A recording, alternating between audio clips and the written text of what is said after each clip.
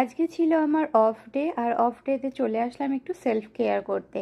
তো ইউএসএতে জানো তো, আমরা যে হসপিটালে জব করি, হসপিটালের ম্যানেজার বলো বা সুপারভাইজার, সবাই কিন্তু খুব জিজ্ঞাসা করে যে তুমি অফ ডেতে কী করো, এবং তারা চায় যে অফ ডেতে তুমি একটু রিল্যাক্স করো, নিজের সেলফ কেয়ার করো। সেটা যে যেভাবে খুশি সেভাবে করতে পারে।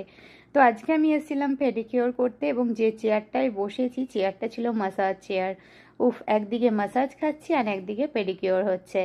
তো যাই হোক, এটা আমার কাইন্ড অফ সেলফ কেয়ার। আর এখানে কিন্তু ওরা ড্রিঙ্কসও অফার করে, তো আমি একটা স্প্রাইট নিয়েছিলাম। এখানকার মানুষজন তো ওয়াইন বা কোনো অ্যালকোহল খেতে বেশি পছন্দ করে, তো সেগুলোও কিন্তু সেখানে অ্যাভেলেবেল ছিল।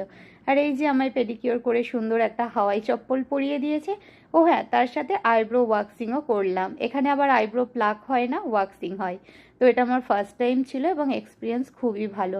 তো চলো, সব কিছু ডান।